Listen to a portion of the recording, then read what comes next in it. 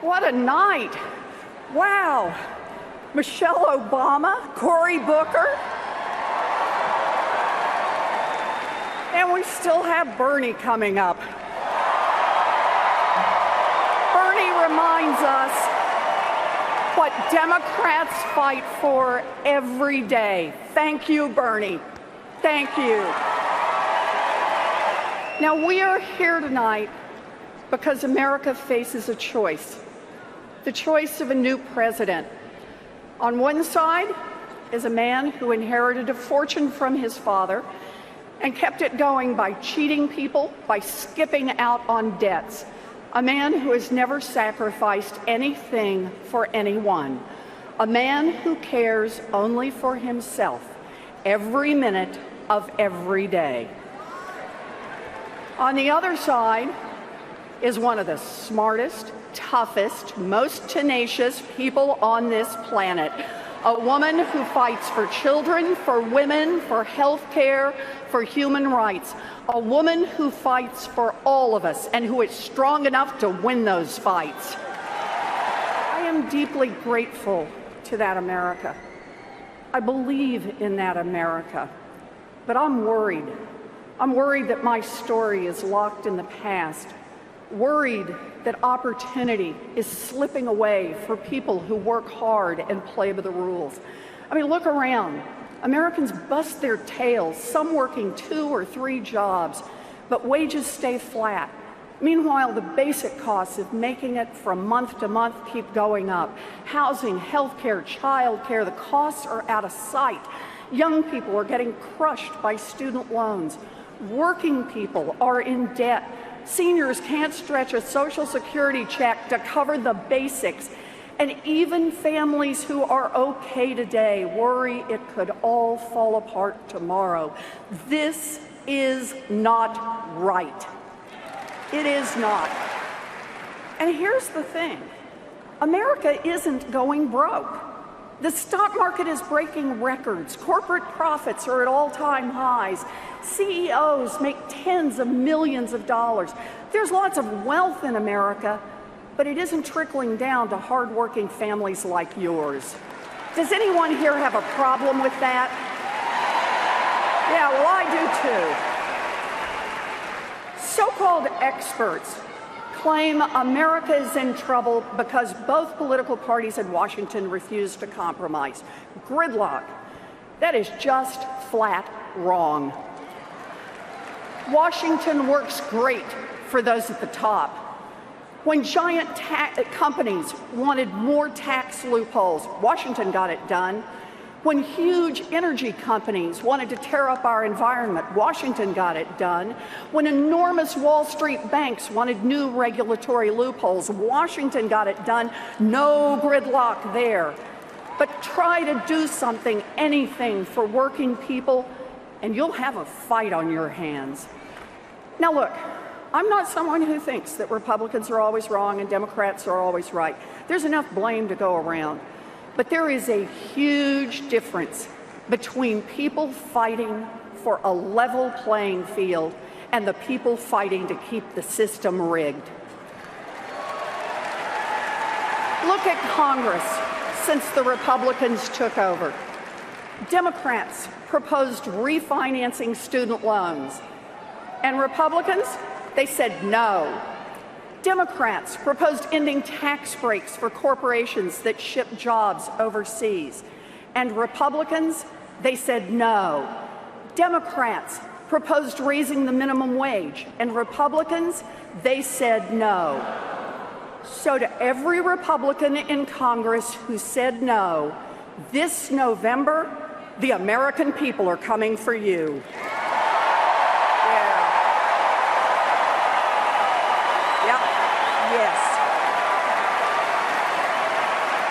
Donald Trump goes on and on and on about being a successful businessman, but he filed business bankruptcy 6 times, always to protect his own money and stick the investors and contractors with the bill.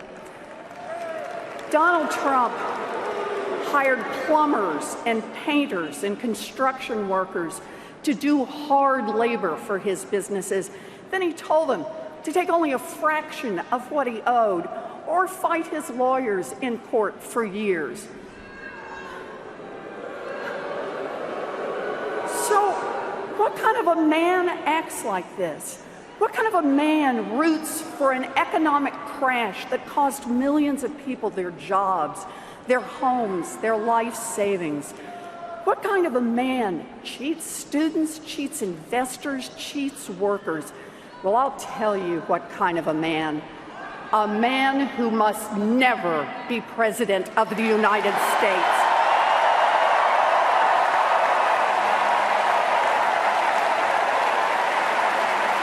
Did you hear any actual ideas? Did you hear even one solid proposal from Trump for increasing incomes or improving your kids' education or creating even one single good-paying job?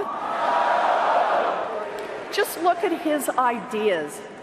Donald Trump wants to get rid of the federal minimum wage. Donald Trump wants to roll back financial regulations and turn Wall Street loose to wreck our economy again. And Donald Trump has a tax plan to give multimillionaires and billionaires like himself an average tax cut of $1.3 million a year. You know, you're struggling to put your kids through college, and Donald Trump thinks he needs a $1 million tax break? Trump's entire campaign is just one more late-night Trump infomercial. Hand over your money, your jobs, your children's future, and the great Trump hot air machine will reveal all the answers.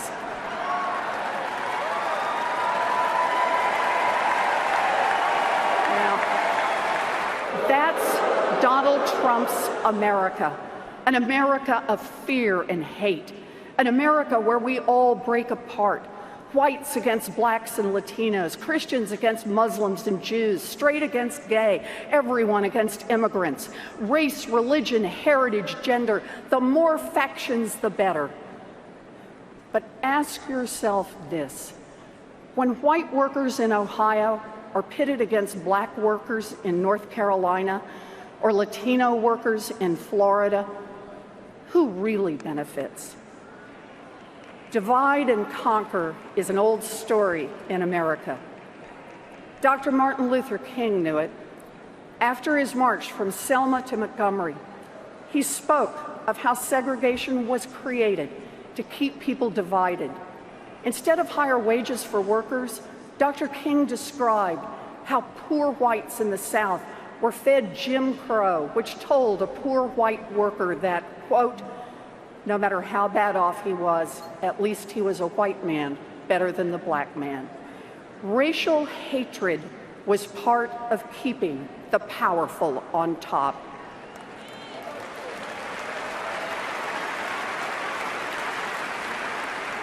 When we turn on each other, bankers can run our economy for Wall Street, oil companies can fight off clean energy, and giant corporations can ship the last good jobs overseas.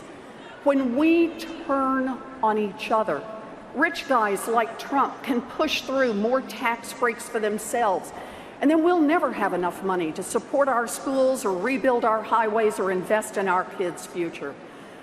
When we turn on each other, we can't unite to fight back against a rigged system. Well, I've got news for Donald Trump. The American people are not falling for it. We've seen this ugliness before, and we are not going to be Donald Trump's hate-filled America. Not now, not ever.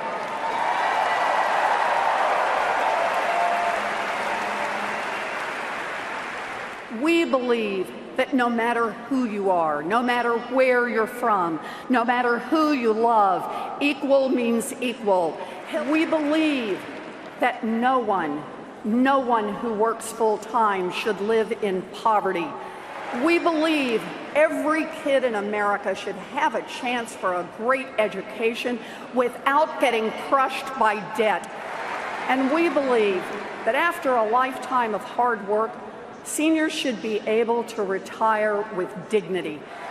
We believe that oil companies shouldn't call the shots in Washington, that science matters, that climate change is real. We believe, and I can't believe I have to say this in 2016, in equal pay for equal work and a woman's right to control over her own body. Hillary will fight for women, and we're with her. That's right. We believe we don't need weaker rules on Wall Street. We need stronger rules. And when big banks get too risky, break them up. We believe that the United States should never sign trade deals that help giant corporations but leave workers in the dirt. Just one more. We believe we must get big money out of politics and root out corruption. If you believe that America must work for all of us, not just for the rich and powerful, if you believe we must reject the politics of fear and division, if you believe that we are stronger together, then let's work our hearts out to make Hillary Clinton the next president of the United States.